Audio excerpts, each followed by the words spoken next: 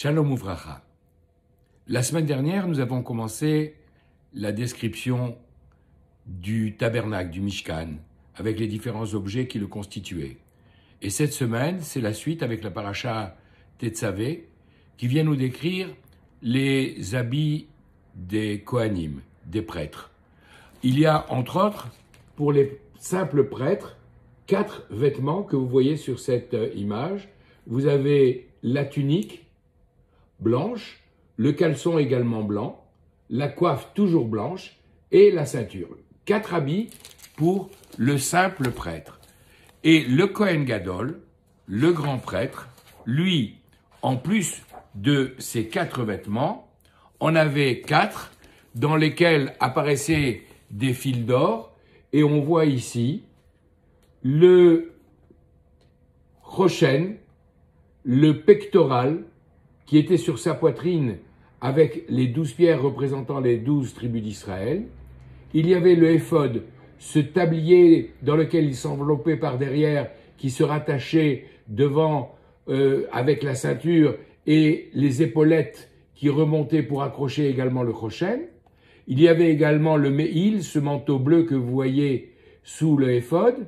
Il y avait une coiffe, la mitznefet, avec au-dessus un diadème en or, une plaque en or, sur laquelle était gravé Kodesh Lachem, consacré à Dieu. Voilà donc ces 4 habits du Kohen simple, plus 4 habits, donc les 8, qui caractérisaient le grand prêtre. Le Rama, Rabbi Moshe Isserlis, qui est un grand décisionnaire, mais qui a aussi écrit quelques commentaires sur la Torah, dit que le Mishkan, le tabernacle qui a accompagné les enfants d'Israël pendant 40 ans dans le désert, le Mishkan, c'était la reconstitution symbolique de ce monde avec la terre et le ciel, les couvertures qui étaient au-dessus. Et aujourd'hui, avec l'histoire de la description des habits du grand prêtre et du prêtre simple, nous avons la continuation de cette histoire après la création du monde qui se renouvelle jour en jour, jour après jour, avec les sacrifices qui sont offerts matin et soir dans le temple et dans le désert, dans le tabernacle. C'est l'histoire de la création de l'homme que nous renouvelons au travers de ces habits dont nous allons essayer de comprendre la signification. Le Midrash nous raconte que lorsque la Torah nous décrit la faute d'Adam Arishon, du premier homme qui a mangé du fruit de l'arbre défendu, lorsqu'ils se sont aperçus qu'ils étaient nus, Akadosh Baruch Hu, le Saint béni soit-il, Vayahas, Hashem Elohim, l'éternel Dieu, a fait les Adam ou l'Ishto, pour l'homme et pour sa femme, Ktonot or, des tuniques de peau, Vayal Bichem, dont il les a revêtus. Et dans ce verset, Vayahas, Hashem Elohim, les Adam ou l'Ishto, Ktonot or, Vayal Bechem, il y a 8 mots pour symboliser ces 8 vêtements qu'en réalité, le Saint béni soit-il a confectionné déjà pour Adam et, par inférence, pour sa femme Chava. Ces 8 vêtements, c'est les 8 vêtements dont Dieu l'a habillé parce que Adam Arishon était le Bechor, le premier-né de l'humanité dans tous les sens du terme, contenant en lui toutes les âmes d'Israël, et Akadosh Baruch Hu, c'est de lui qu'il a reçu le premier sacrifice, puisqu'effectivement les premières offrandes ont été offertes à Hachem par Adam Arishon. Alors, ces habits, ces 8 habits que Dieu avait confectionné avec de la peau d'animal, dont le Midrash nous dira que c'était la peau de serpent. La peau des pattes du serpent que Dieu lui avait coupée. Peut-être qu'à l'origine, il était semblable à un dinosaure énorme avec des pattes que Dieu lui a sectionné pour le laisser ramper sur la terre, et avec la peau, il a confectionné ses habits. On reviendra sur cette question, Bezrat Hashem.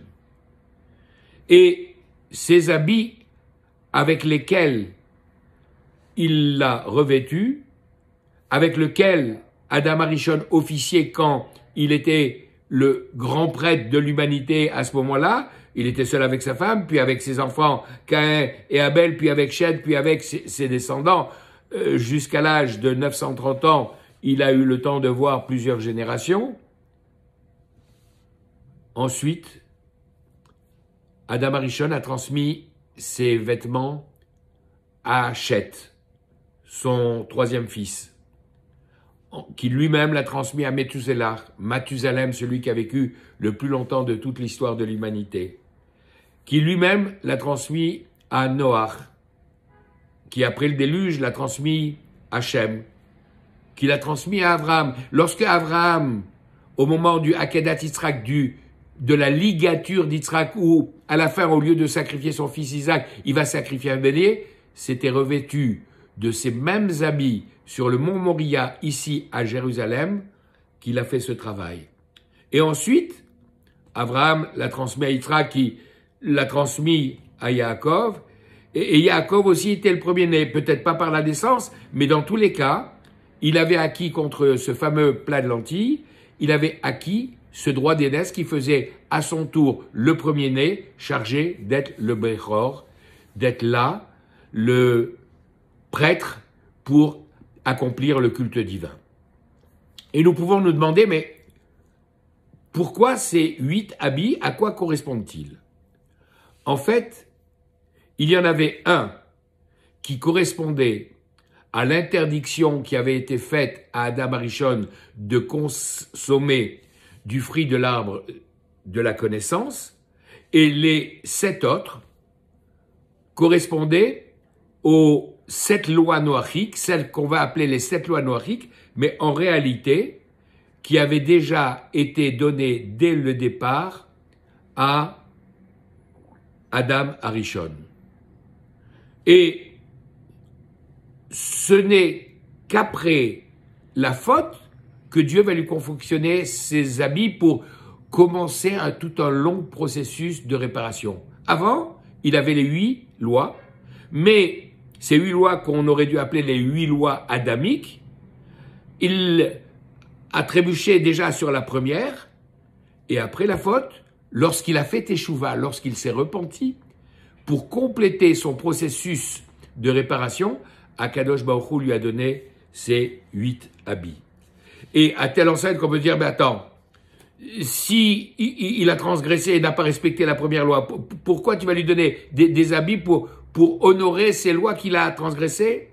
Pour une raison double, très simple, c'est que d'une part, il a fait teshuva, il s'est repenti, bon, moindre mal, mais surtout, il a fait teshuva me'ahava, il s'est repenti par amour pour Dieu, et on sait que lorsqu'on fait un simple repentir parce qu'on a peur du jugement, on a peur du châtiment, alors les fautes graves sont atténuées et considérées comme des fautes par inadvertance, mais lorsqu'on est capable de faire véritablement repentance par amour pour Dieu, les fautes volontaires qu'on a pu commettre sont transformées en mérite. Et donc, c'est pour le mérite, pour ainsi dire, de ne pas avoir respecté cette première mitzvah qui lui avait été donnée sur les 8, et d'être sorti de cette repentie avec amour, que ça a été considéré comme un mérite grâce auquel il a eu ce premier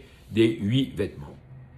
Alors, le premier de ces vêtements dont on parle, celui qui est le plus haut, c'est le Tzitz Hazahav, ce diadème en or, Kodesh Lachem, sur lequel il était inscrit consacré à Dieu, qui était celui qui était là en relation avec cette interdiction, parce que c'est là que se trouve le da'at, le savoir, la connaissance, qui était lié à cette première interdiction.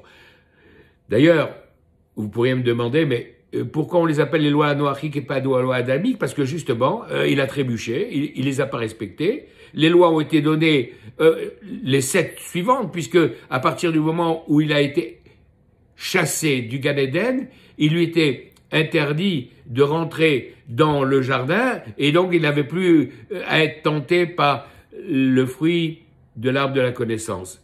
Et donc, les 7 autres, elles ont été données à l'humanité qui les a pas respectées. Et il a fallu un nouveau départ de l'humanité avec Noach pour que Noach et sa descendance soient enfin à nouveau assujettis à cette loi. Et tant qu'à faire, on les a appelés les 7 lois noachiques. Toujours est-il que Adam Arishon et toute la chaîne qui va suivre, avec ses habits curieusement faits à partir de peau de serpent, vont être revêtus des 8 habits, dont le tzitz hazav, le diadème d'or, Kodesh Lachem. Pour une raison très simple.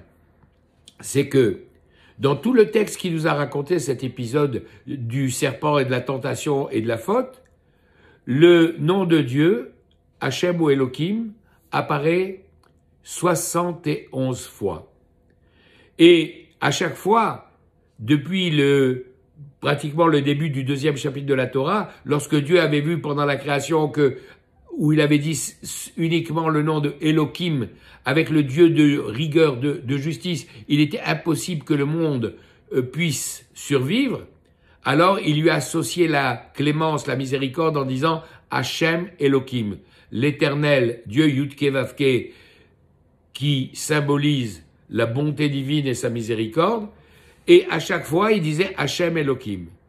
Sauf que lorsque le serpent est venu tenter Ève, en lui disant, mais Elohim vous a interdit de manger de tous les fruits de ce magnifique jardin. Il dit non, juste de celui-là, il nous a interdit de manger et de toucher. Et parce qu'elle a rajouté, il l'a poussé et l'a entraîné dans la faute. Il dit oui, parce que Elohim a peur que vous deveniez comme lui. Comprenez, comme un de ces 70 êtres célestes qui sont prévus pour guider les 70 nations plus tard. Il a peur que vous deveniez un prince comme eux, comme lui. Et Akadosh Baruch Hu va juger le serpent avec 71 juges, les 70 plus lui, 71 comme le grand Sanhédrin, pour prononcer la peine de mort sur les humains et la malédiction sur le serpent. Alors, à propos de ce diadème qui est là justement pour réparer cette faute, puisque le serpent avait omis volontairement de dire le nom de Hachem, n'avait pas dit Hachem Elohim, c'est la raison pour laquelle sur le diadème est écrit ce nom de Kodesh, consacré à Dieu, pour réparer cette faute qui avait été commise à ce moment-là. Alors, à propos de ces vêtements, on peut rajouter la chose suivante. C'est qu'à l'origine, ces habits étaient faits de lumière qui resplendissait et qui permettait à Adam Arishon de voir d'une extrémité du monde à l'autre. Et ensuite, cette peau extérieure qu'avait Adam Arishon s'est épaissie, s'est opacifiée, et ce sont des vêtements de peau qui l'ont revêtu en plus, et le Aleph de or, lumière, s'est transformé en Haïn de or, la peau, pour obscurcir tout cela. Et on peut se poser une question. La première, c'est pourquoi Dieu a-t-il attendu la faute et de chasser Adam du Gan Eden pour lui donner ses habits? Il aurait pu lui donner avant. Pourquoi a-t-il attendu? La deuxième question, c'est que justement, puisqu'on nous dit qu'ils ont été transmis comme ça, de Adam à Chet, de Chet à Metouchelach, de Metouchelach à Noach, etc., jusqu'à Abraham, Yitzhak, Yaakov, pourquoi ce ne sont pas ces mêmes habits qu'on va maintenant transmettre à Aaron et que la Torah va dire à Moshe Rabbeinu, tu vas faire pour ton frère des habits. Ben, prenez ceux qu'on a transmis jusqu'à présent. Pourquoi doivent-ils être différents? Et enfin, troisième question. Lorsque Moshe Rabbeinu, dans les 7 jours qui vont précéder l'inauguration du Mishkan, l'intronisation de Aaron HaKohen comme le grand prêtre, c'est Moshe Rabbeinu qui, pendant 7 jours, va officier. Et quand il va officier, il va être simplement avec un habit blanc, pas un habit en or. Le premier qui les portera, ce sera justement Aaron. Et pour répondre à ces différentes questions, on peut donner l'explication suivante rapportée par le Shla Kadosh, qui nous dit la chose suivante. En réalité, effectivement, au début, l'homme n'avait pas besoin de ses habits puisqu'il avait cette tunique de lumière qui lui permettait de rayonner et de communiquer avec Dieu et de recevoir la lumière infinie qui irradiait d'Hachem. Et ce n'est qu'à partir de la faute qu'il a fallu faire la réparation, mais avec une âme, des âmes, puisque toutes les âmes des enfants d'Israël étaient à l'origine contenues dans Adam Arishon, qui avaient été souillées par la souillure du serpent. Et c'est pour ça qu'il a fallu les faire, ces habits, avec la peau du serpent. Et il a fallu attendre que les enfants d'Israël arrivent au mont Sinaï pour que cette souillure soit chassée et que, enfin, après avoir purifié avec l'huile d'onction Aaron HaKohen et ses enfants comme prêtres, on puisse leur mettre de nouveaux habits, les 8 nouveaux habits, cette fois-ci faits avec les différents matériaux qui sont décrits dans la paracha, des fils de toutes les couleurs et des fils d'or, pour justement symboliser le fait qu'on s'était débarrassé à ce moment-là de la souillure du serpent, même si malheureusement, à cause de la faute du veau d'or, il a fallu recommencer une partie du travail. Et quant à Moshe Rabbeinu, qui lui, quand il est né, sa mère a vu Vayar Kitov, il a vu qu'il était beau. Il était beau, tous les bébés sont beaux pour leur mère. Non, Rashi vient nous expliquer. Elle a vu que quand cet enfant est né, Tov, Kitov, c'est ce qu'on avait écrit, car il était beau. C'est ce qu'on avait écrit au tout début de la Torah, le 25, à propos du 25e mot, or la lumière, Kitov, qu'elle était belle. Il a vu dans la maison une lumière extraordinaire se diffuser. Et elle a compris que cet enfant-là, qui est d'ailleurs né circoncis, accompagné de cette lumière miraculeuse, c'était l'enfant que tout le peuple attendait pour apporter aux esclaves en Égypte la délivrance. Et puisque lui, naturellement, miraculeusement, et les deux mots sont équivalents, était né sans cette souillure du serpent, avec cette lumière originelle qui se dégageait de lui, c'est la raison pour laquelle il n'avait pas besoin d'autre chose que de cette tunique blanche pour pouvoir accomplir ce travail. Et c'est son frère qui, intronisé comme grand prêtre, va avoir à recevoir ces 8 habits, dont les 4 habits en or que nous avons décrits, et qui, parce que justement, pour différentes raisons qui sont expliquées par le Shvil et Pinchas dans la paracha de cette semaine, parce que il était le plus apte à le faire, c'est lui qui, d'année en année, le jour de Yom Kippour, et après lui sa descendance, sera chargé d'amener la kapara, l'expiation des fautes des enfants d'Israël, tout au long de l'histoire, jusqu'à la Géoula. Et nous attendons justement le libérateur maintenant, pour nous permettre à tous de retrouver cette tunique de lumière que Adam Arishon avait à l'origine et de pouvoir bénéficier de ce da'at, de cette connaissance qui, à ce moment-là, inondera le monde. Shabbat Shalom, Bechol Tov.